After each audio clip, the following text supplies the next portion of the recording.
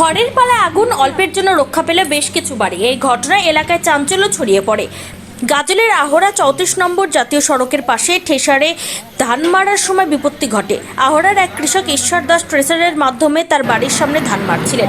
যেখানে খড় পড়ছিল তার পাশে খড়ের পালা ছিল ও পাশে ঘর ছিল। তার উপর দিয়ে ইলেকট্রিক তার চলে যায়। কিভাবে ইলেকট্রিক তার থেকে আগুন লেগে যায়, খড়ের গাদায় আগুন দাউ দাউ করে জ্বলে ওঠে। আগুন দেখতে পেয়ে এলাকাবাসী ছুটে আসেন। এলাকাবাসীদের সহযোগিতায় আগুন আয়ত্তে নিয়ে আসেন। খবর পেয়ে ঘটনাস্থলে ছুটে আসে গাজল থানার পুলিশ। ছুটে আসেন ইলেকট্রিক দপ্তরের কর্মীরা। বিদ্যুৎ সংযোগ বন্ধ করা ছিল। ইলেকট্রিকের তার পড়ে যায় মাটিতে। ইলেকট্রিক দপ্তরের কর্মীরা তার জোড়া লাগিয়ে ইলেকট্রিক স্বাভাবিক করেন। এলাকাবাসী ছুটে না আসলে আশপাশের বাড়িগুলো পুড়ে ছাই হয়ে যেত। এলাকাবাসীদের জন্য রক্ষা পেল স্থানীয় ঘরবাড়ি।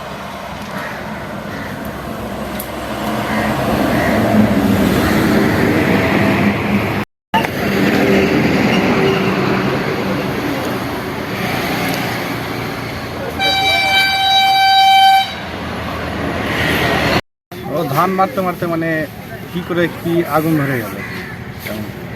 কিরকম কি ক্ষতি হয়েছে? ঘরে ঘরে তো লেগেছিল, মানে সবাই এসে মানে ই করলো, গ্রামবাসী গ্রামবাসী। তেমন কোনো ক্ষতি হয়নি, মানে অল্পের জন্য বেঁচে গেছে। কি নাম? ঈশ্বর দাস।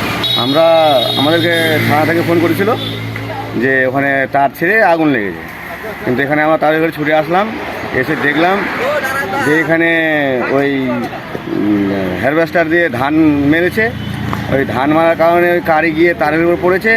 হ্যাঁ, তার দুই তার এক জায়গায় হয়ে ফায়ারিং হয়ে সেই ঘটনাটা ঘটেছে। এই ঘটনা ঘটেছে, আপনি এখন মেরামত করছেন? হ্যাঁ, আমরা এখন মেরামত করছি। আপনার নাম? আমার নাম নবকুমার বর্মন। কোন পদে?